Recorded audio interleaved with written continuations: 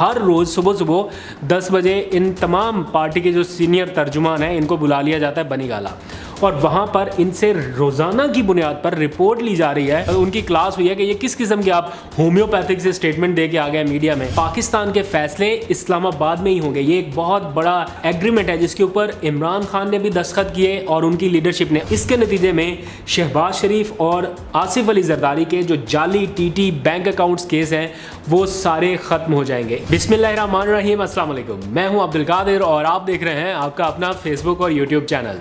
आज तारीख है 20 जून और दिन है पीर का।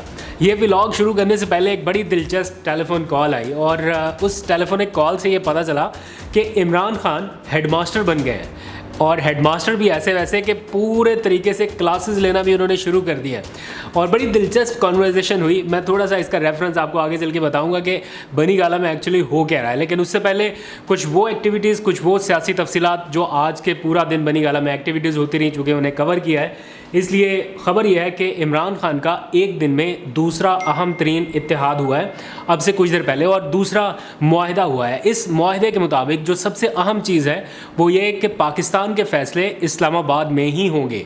किस तरह से, क्या लिखा गया है मुआहिदे में, 3-4 अहम तरीन नुकात हैं उसके, वो आपके साथ शेयर करूँगा। कल मुल्क गिर या नेशन वाइड एक प्रोटेस्ट की कॉल दी थी, वो हुआ, और उसके बाद आज काली पट्टियाँ बांध कर यौम स्याह मनाया गया। NRO 2 की जो शर्मनाक तफसीलात हैं वो आज जारी की गई हैं। NRO 2 किस तरह से इस मुल्क को नुकसान पहुंचा रहा है वो भी मैं कुछ देर में आपके साथ शेयर करूंगा, लेकिन थोड़ी सी बात मुआशी मामलात के हवाले से, क्योंकि आज पीर है तो हफ्ता और इतवार ऐसा लगता है कि 2 दिन डॉलर भी वीकली ऑफ पे होता है, मतलब 2 दिन तक सुकून रहता है। हफ्ता और इतवार चूँकि ट्रेडिंग नहीं होती, लेकिन जैसे ही हफ्ते का आगाज़ होता है पीर से तो पता चलता है कि जनाब डॉलर आज फिर ऊपर चला गया और 213 रुपये तक ओपन मार्केट में पहुँच चुका है। IMF से मुआहिदा जब तक नहीं होगा, ग्रीन सिग्नल नहीं मिलेगा, तब तक ये बेयकीनी की सी सूरत हाल इसी तरह जारी रहेगी।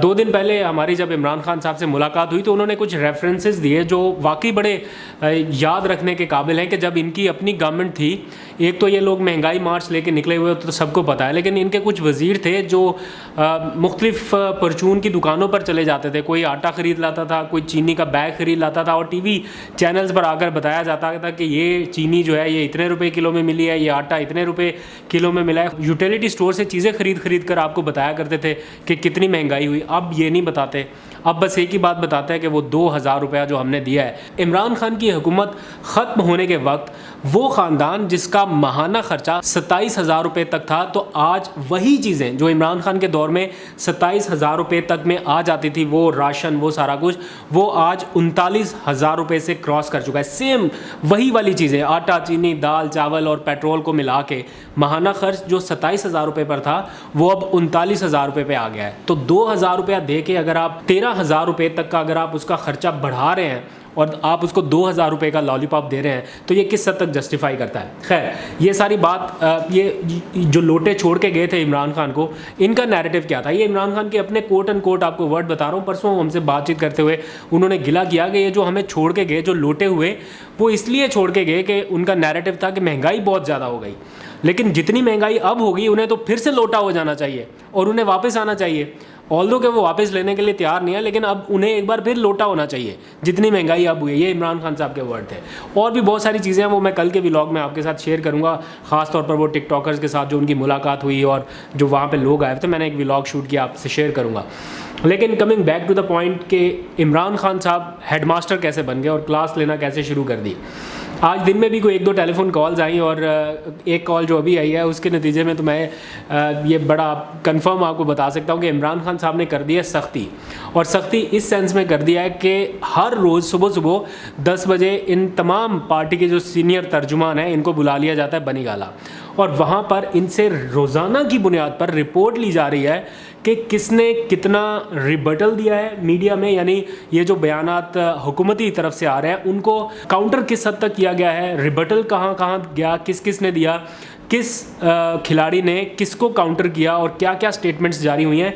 इमरान खान साहब इनका पूरा रिकॉर्ड रख रहे हैं। ये एक आम तासुर आ रहा था कि पार्टी का जो बयानिया है वो कमज़ोर हो रहा है, और हुकूमती जमात में से ज़ाहिर बात है अब उनका 11 जमातों का इत्तेहाद है, तो एक पार्टी के लोग हटते हैं तो दूसरी पार्टी के आ जाते हैं, दूसरी से हटते हैं तो तीसरी के आ जाते हैं, तो वो सारे मिलके पीटीआई के ऊपर हावी हो रहे हैं। और इसी तरह टॉक शोज़ में भी हो रहा था, पीटीआई का एक बंदा और अपोजिशन के दो दो तीन तीन लोग, फिर एक वो तज्जिया निगार भी मिल जाता। तो ये बड़ी एक वर्स्ट सिचुएशन हो रही थी। तो इमरान खान साहब ने अब कर दी है सख्ती, अपने तमाम जो तर्जुमान हैं उनसे रोज़ाना की बुनियाद पर वो रिपोर्ट ले रहे हैं कि किसने क्या बयान जारी किया, अगर किसी ने ये पार्टी के हवाले से बयान दिया तो उसको किस तरह से काउंटर किया गया, अगर किसी ने सिर्फ इमरान खान पर स्टेटमेंट जारी किया तो उसको कैसे काउंटर किया गया। ये रोज़ाना की बुनियाद पर चेक भी हो रहा है और इमरान खान साहब क्लास भी ले रहे हैं सबकी, और साथ साथ कुछ ऐसे तर्जुमान जो होम्योपैथिक किस्म के स्टेटमेंट्स दे रहे हैं उनकी भी क्लास हुई है। कि ये मैं नाम नहीं ले रहा, मुझे पता है कि किन की क्लास हुई है, लेकिन चलो फॉर द ऐसे ही छोड़ देते हैं, अभी नेक्स्ट टाइम आपको नाम बताऊँगा। तो उनकी क्लास हुई है कि ये किस किस्म के आप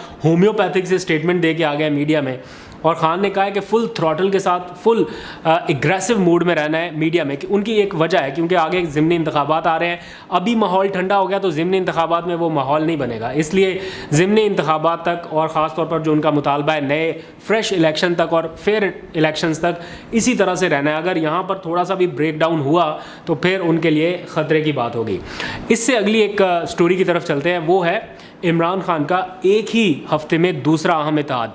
ये इत्तेहाद हुआ उनका मजलिस वहदतुल मुस्लिमीन के साथ, और इस इत्तेहाद के दौरान जो मुआहिदा तय पाया है उसके 3-4 अहम तरीन नुकात हैं। कुछ दिनों पहले मौलाना शिरानी के साथ उनका मुआहिदा हुआ, तो ये जो मजहबी ताकतें हैं, सियासी ताकतें तो सारी इकट्ठी हो गई ना, उनका तो एक अलग से गठजोड़ बन गया, लेकिन ये जो मजहबी ग्रुप्स हैं ख़ास तौर पर, ये अब इमरान खान के साथ मिलते जा रहे हैं। और इस सिलसिले में जो मुआहिदा हुआ है मैं जल्दी से आपको पढ़ के बता देता हूँ, फिर मैंने आपको बताना है NRO 2 की शर्मनाक तफसीलात, कैसे एक तरमीम के बदले इनका एक बंदा छूटता है। आप देखेंगे, सुनेंगे, हैरान रह जाएंगे। कुछ देर में वो तफसीलात आपके सामने रखूंगा, लेकिन तहरीक इंसाफ और मजलिस वहदतुल मुस्लिमीन का जो मुआहिदा हुआ उसका पहला नुक्ता, एक तो सियासी इत्तेहाद है ही है कि आइंदा दोनों जमातें मिलकर सियासी इत्तेहाद के तौर पर चलेंगे, यानी उसमें टिकटों की तकसीम का मामला भी मिलजुल कर तय किया जाएगा। लेकिन जो अहम नुक्ता है वो ये कि इसराइल के हवाले से या इसराइल को तस्लीम करने के हवाले से जो कायदे-ए-आज़म का बयानिया था उसी को लेके आगे बढ़ा जाएगा और उसमें किसी किस्म की लचक का मुजाहरा नहीं किया जाएगा।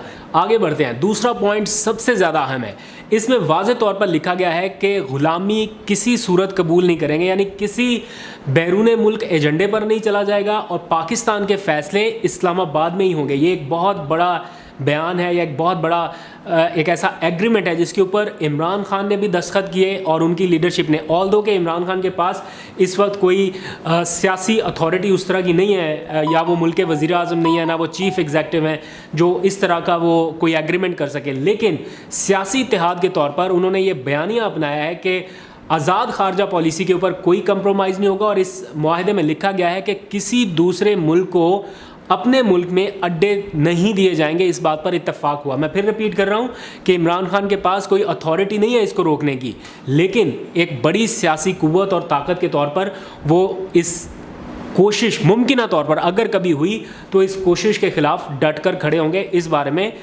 इत्तेफाक किया गया है। फिर ये कहा गया कि पाकिस्तान किसी मुल्क के अपने तनाज़े में फ़रीक नहीं बनेगा। किसी भी मुल्क का मसला हो, सऊदी अरब का हो, ईरान का हो, रशिया का हो, यूक्रेन का हो, किसी मुल्क का भी हो, उसमें पाकिस्तान बतौर फ़रीक शिरकत नहीं करेगा। खैर, और भी काफ़ी ज़्यादा नुकात हैं। वो शाह महमूद कुरैशी साहब ने अपना एक वीडियो बयान भी जारी किया, आप टेलीविज़न पर भी देख लेंगे। आगे बढ़ते हैं। आपको पता है कि इमरान खान ने आज यौम स्याह करार दिया। मैं जब सुबह उठा तो एक स्टेटमेंट जारी हुई पीटीआई की तरफ से, वो मैंने जो आपको इजलास बताया ना कि रोज़ाना सुबह 10 बजे अब इजलास बुलाया जा रहा है, तो उस इजलास में ये फ़ैसला हुआ कि आज यौम स्याह के तौर पर मनाया जाएगा, इसलिए क्योंकि NRO 2 के लिए या उसको पाया तकमील तक पहुंचाने की जो एक शर्मनाक कोशिश हुई है, जो तरामीम की गई हैं, उसको अवामी सतह पर उजागर किया जाए। एक तो ब्लैक डे भी होगा और दूसरा ये नैरेटिव आसान और सादा लफ्ज़ों में आम लोगों तक पहुंचाया जाए। इस मामले में पार्टी की सतह पर जो कोशिशें हो रही हैं वो अपने तौर पर, लेकिन कुछ तफसीलात मैं आपके सामने रखता हूं और वाकई उनको पढ़ने के बाद मुझे ऐसा लगा है कि ये NRO 2 लेने की वाकई में शर्मनाक कोशिश है। मैं कुछ तफसीलात क्विकली आपके सामने रख देता हूँ। आप ज़रा ये देखिए कि जो तरामीम की गई हैं, एक साइड पर तरामीम है और दूसरी साइड पर उन तरामीम से फ़ायदा उठाने वाले लोग हैं। जो पहली तरमीम सेक्शन G21 में की गई है, यानी उसमें लिखा गया है कि बैरून मुल्क से आया सबूत काबिल कबूल नहीं होगा। इससे बराह रास्त फ़ायदा किसको होता है? मरियम नवाज़ का कैलिब्री फ्रॉड केस ख़त्म होता है। इसके बाद सेक्शन 14 में जो तरमीम की गई है, यानी मुलज़म के असासों की मनी ट्रेल देने की जिम्मेदारी ख़त्म होगी। अब तक जितना केस चला है मनी लॉन्ड्रिंग के हवाले से, ये बार था शरीफ फैमिली पर कि इन्होंने अपना मनी ट्रेल का सबूत देना है। अब उससे उन्हें बरी ज़ुम्मा करार दिया गया है। इसका मतलब यह है कि नवाज शरीफ के ख़िलाफ़ कायम तमाम मुकदमात ख़त्म हो सकेंगे। तीसरी तरमीम जो की गई है सेक्शन V9 में असासों की तारीफ़ जो है वो बदल दी गई है, यानी आपके पास जो असासे हैं उनकी इससे पहले जो तारीफ़ थी उसको बदल दिया गया है। कानूनी तारीफ़ की बात कर रहा हूँ। इसके नतीजे में शहबाज शरीफ और आसिफ अली जरदारी के जो जाली TT बैंक अकाउंट्स केस हैं वो सारे ख़त्म हो जाएंगे। इसके बाद अगला नंबर है सेक्शन X9 में, यानी मफाद आमा के केस में कम अज़ कम मुतासरीन की हद जो है वो 100 अफराद होनी चाहिए। यानी कोई भी ऐसा केस जो नैब उठाता है या कोई ऐसा केस जिसमें बताया गया हो कि इतने ज़्यादा लोग मुतासर हो गए, तो मुतासरीन की जो हद है वो 100 मुतासरीन रखी गई है कि अगर कम अज़ कम 100 मुतासरीन होंगे तो नैब उसका केस सुन सकेगा। मैं तो कहता हूँ एक भी बंदा अगर मुतासर हो तो उसका केस भी सुना जाना चाहिए। यहाँ पर लिखा गया है कि 100 मुतासरीन हो। अब इसका बराह रास्त बेनिफिशरी कौन होता है? ख्वाजा साद रफ़ीक। उनके खिलाफ केस ख़त्म हो जाएगा क्योंकि उनके खिलाफ जो केस है उसमें मुतासरीन 76 हैं। 100 पूरे नहीं हो रहे तो 76 मुतासरीन हैं, तो उनको फ़ायदा हो जाएगा। फिर सेक्शन 4 में कुछ तरामीम की गई हैं। रेगुलेटर्स और ब्यूरोक्रेसी के बददियानत फ़ैसलों को मुकम्मल तहफ़्फ़ुज़ दिया जा रहा है। इसके नतीजे में राजा परवेज़ अशरफ और शाहिद खाकान अब्बासी के केसेस ख़त्म हो जाएंगे। तरामीम और भी हैं और इसका असर और भी है, यानी सेक्शन U5 है, सरकारी ओहदेदारान के साथ मिलकर करप्शन करने वाले आम शहरियों के नाम मुकदमात से खारिज कर दिए जाएंगे। करप्शन हुई है लेकिन नाम मुकदमात से खारिज कर देंगे तो इसका असर ये पड़ेगा कि करप्ट लोगों के जो फ्रंट मैन हैं और जो एजेंट्स हैं उनको कानूनी तौर पर तहफ़्फ़ुज़ मिलेगा और उनकी हौसला अफजाई हो सकेगी। फिर नैब को सदर की बजाय वजारत दाखिला के मातहत कर दिया गया। ये एक बहुत बड़ी डेवलपमेंट है। इसका असर क्या पड़ेगा कि नैब की जो खुद मुख्तारी है वो मुकम्मल तौर पर ख़त्म हो जाएगी। अगर नैब सदर की बजाय वजारत दाखिला के मातहत होगा, आपकी अपनी हुकूमत के मातहत कर दिया गया उसको, तो इसका क्या मतलब है कि वो नैब के जो पर आप काटना चाह रहे थे वो आपने काट दिया। सेक्शन 23 में चेयरमैन नैब किसी जगह को पुलिस स्टेशन या जेल डिक्लेयर नहीं कर सकता। इसका फ़ायदा या असर क्या होगा कि गवाहों का जो हिफाजत का एक सिलसिला है वो ख़त्म हो जाएगा। तो गवाहों को जहाँ पर एक महफूज कस्टडी में ले जाकर रखा जाता है वो ख़त्म हो जाएगा। तो एक और आखिरी है सेक्शन 23, मुलज़म दौरान तफ्तीश अपने असासाजात को फ़रोख्त कर सकेगा। अब जिस मुलज़म के असासों से मुतल्लिक तफ्तीश या तहकीकात हो रही हैं, मुलज़म अगर चाहे तो उनको फ़रोख्त कर दे और निकल जाए। तो इसका असर क्या पड़ेगा? थर्ड पार्टी इंटरेस्ट की वजह से तफ्तीश और असासे की बाजियाबी तकरीबन नामुमकिन हो जाएगी। एक ऐसे असासे की बाजियाबी के लिए अगर केस चलाया जा रहा है किसी मुलज़म पर और वो मुलज़म अपना वो असासा फ़रोख्त कर देता है दौरान तफ्तीश, तो वो असासा रिकवर कैसे होगा? तो ये सारा कुछ है जिसकी वजह से इमरान खान साहब कह रहे हैं कि NRO 2 जो है वो लिया गया है और उसकी ये शर्मनाक कोशिश है NRO 2 लेने की। और ये पढ़ने के बाद अगर आपको लगता है कि ये सारा जस्टिफाई करता है, आपको पता है जब नैब की तरामीम मांगी जा रही थी तो क्या कहा जा रहा था कि 100 अरब रुपए से अगर, या 1 अरब, माफ़ कीजिएगा, 1 अरब से कम जो करप्शन का केस होगा वो नैब नहीं सुन सकेगा। 99 करोड़ 99 लाख 99,099 रुपए तक अगर करप्शन की है तो वो कानूनी होगी। इससे ऊपर होगी तो नैब आपको पकड़ेगी, इससे नीचे होगी तो नैब नहीं पकड़ सकेगी। ये वो 34 तरामीम थी जिनके बदले में FATF के कानून साजी के लिए ब्लैकमेल किया जाता था। तो अब आप अपना फैसला ज़रा कमेंट सेक्शन में दे दीजिए। मेरा ख्याल है आज तक के लिए इतना बहुत है। अपना बहुत सा ख्याल रखिए। खुदा हाफिज़।